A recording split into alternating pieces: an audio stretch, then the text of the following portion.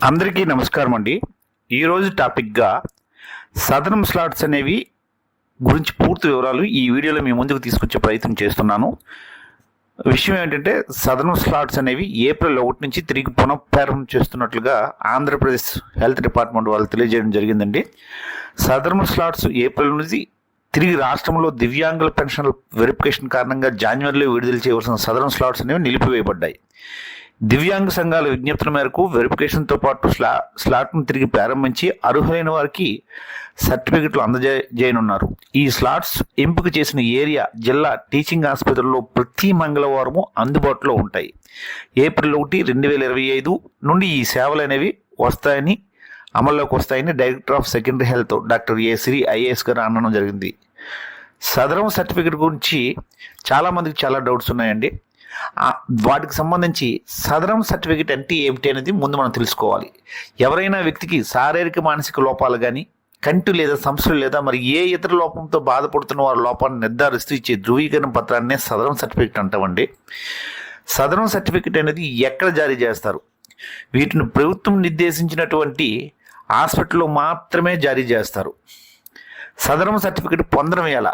మీకు దగ్గరలో ఉన్నటువంటి గ్రామ వార్డు సచివాలయం కానీ లేదా మీ సేవా కేంద్రం కానీ వెళ్ళి స్లాట్ బుక్ చేసుకోవాలి.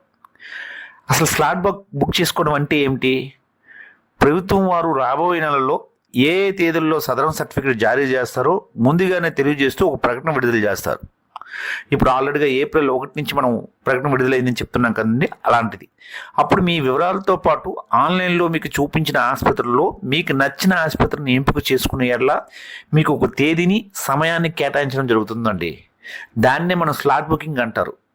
మీకు కేటాయించిన తేదీ మరియు సమయానికి ఖచ్చితంగా మీరు కోరుకున్న హాస్పిటల్కి వెళ్ళి పరీక్ష చేయించుకున్నచో మీకు అర్హత ఉన్న ఎడల సదరం సర్టిఫికెట్ అనేది మంజూరు చేస్తారండి. స్లాట్ బుకింగ్ చేయడానికి ఏమేమి తీసుకెళ్ళాలి? వెళ్ళేటప్పుడు Aadhaar card, application form, Aadhaar కార్డుకు లింక్ అయినటువంటి ఫోన్ నెంబరు, పుట్టుమచ్చలకు సంబంధించి 2 వివరాలు తీసుకెళ్లవలసిన అవసరం ఉన్నదండి.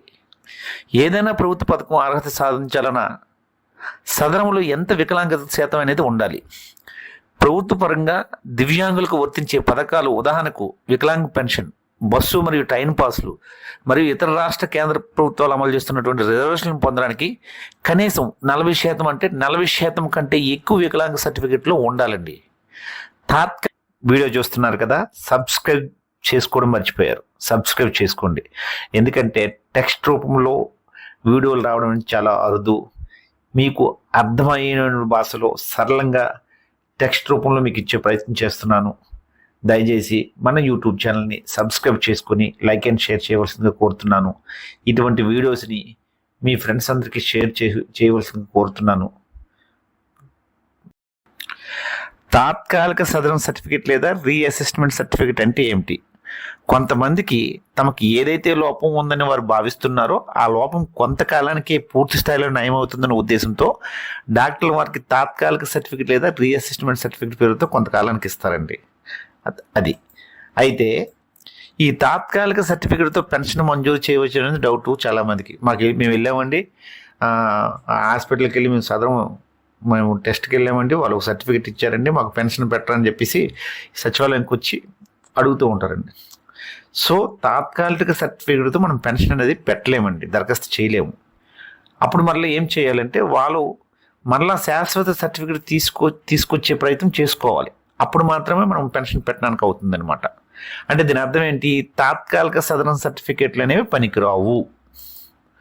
అయితే మరి తాత్కాలిక సదరం సర్టిఫికేట్ లేదా రీఅసెస్మెంట్ సిఫార్సు చేసిన సర్టిఫికేట్లు ఉంటే నెక్స్ట్ స్టెప్లో మనం ఏం చేయాలి? మనం ఏదైతే ఈ హాస్పిటల్ దగ్గరికి వెళ్ళి మనం తీసుకున్నాం కదండి, ఆ టైంకి వాళ్ళు ఇచ్చిన టైంకి అది పూర్తిగా మాకు నయం అవ్వలేదు అని చెప్తూ ఆ హాస్పిటల్కి వెళితే వాళ్ళు పైకి పంపించి మళ్ళీ స్లాట్ బుక్ చేసుకోవడానికి అవకాశం ఇస్తారు. అంటే ఇక్కడ అర్థం ఏంటంటే ఒకసారి మనం స్లాట్ బుక్ చేసుకున్న తర్వాత వాళ్ళు ఇష్యూ చేసిన టైంలోని మళ్ళీ మనం స్లాట్ బుక్ చేసుకున్నా సరే అవ్వదండి. సో మళ్ళా స్లాట్ బుక్ చేసుకోవాలంటే మనం ఏం చేయాలి? ఏదైతే మనం హాస్పిటల్కి వెళ్ళామో మొదట్లో ఆ హాస్పిటల్ నుంచి వాళ్ళు ఇలా వెళ్ళి నాకు ఇది ఆ టైంలో నాకు నయం కావలేదండి, మళ్ళీ నాకు స్లాట్ బుక్ చేసుకోవడానికి అవకాశం కల్పాలని ఒక దరఖాస్తు మీరు పెట్టుకుంటే దానికి తగ్గట్టుగా వాళ్ళు ఏంటంటే ఆ హాస్పిటల్ వారు పైకి పంపించి ఆ స్లాట్కి అవకాశం కల్పిస్తారు. స్లాట్ బుక్ చేసిన తర్వాత డాక్టర్కు చూపించిన ఎల్లా లోపం ఉంటే అప్పుడు శాశ్వత సర్టిఫికేట్ అనేది మనకు మంజూరు చేస్తారండి. ప్రభుత్వం వారు దివ్యాంగులకు ఇచ్చే 6,000 రూపాయల పెన్షన్ రావాలని అంటే ఖచ్చితంగా మనకి ఏంటి, సదరం సర్టిఫికేట్లో 40% కంటే ఎక్కువ వికలాంగత సర్టిఫికేట్ కలిగి ఉండాలి. అది శాశ్వత అసెస్మెంట్ చేసిన సదరం సర్టిఫికేట్ అయి ఉండాలి. 40% ఎక్కువ వేసినప్పుడు కూడా శాశ్వతంగా కాకుండా టెంపరీగా ఇచ్చినట్లుగా అయితే అది పెన్షన్ పెట్టడానికి పనికిరాదు అని అర్థం. సదరము క్యాంపులో రిజెక్ట్ అయిన కేసులకు తిరిగి సర్టిఫికేట్ పొందవచ్చా? చాలా మందికి సదరం క్యాంపులో వారికి సరైన వికలాంగ శాతం అంటే 40% కంటే తక్కువ ఇస్తూ రిజెక్ట్ చేస్తూ ఉంటారు.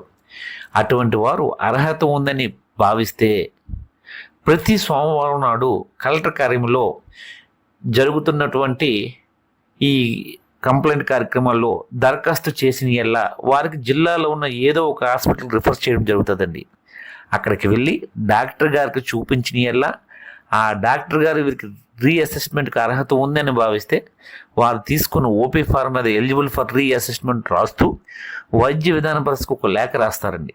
ఆ విధంగా ఆ వ్యక్తికి మళ్ళీ రీఅసెస్మెంట్కి అవకాశం కల్పించే అవకాశం అయితే ఉందండి. సదరం సర్టిఫికేట్ వల్ల ఉపయోగాలు ఏమిటి? ప్రభుత్వం వారు దివ్యాంగులకు ఇచ్చే 6,000 రూపాయల పెన్షన్కు సదరం సర్టిఫికేట్ కలిగిన వ్యక్తులకు రాష్ట్ర మరియు కేంద్ర ప్రభుత్వాలు జారీ చేసే ఉద్యోగుల్లో రిజర్వేషన్లు ఉంటాయండి. అలాగే సదరం సర్టిఫికేట్ వ్యక్తులు బస్సు మరియు రైలు ప్రయాణంలో రాయితీలు ఉంటాయండి. వీరికి ప్రత్యేక వాహనాలు మరియు పరికరాలు ప్రభుత్వం నుంచి ఉచితంగా లేదా రాయితీ రూపంలో సరఫరా చేసుకోవడానికి కూడా ఈ సర్టిఫికేట్ అనేది ఉపయోగపడుతుందండి మనకి. అలాగే అయితే ఈ సదరము రసీదును పొందడం ఎలాగనేది తెలియజేస్తున్నానండి.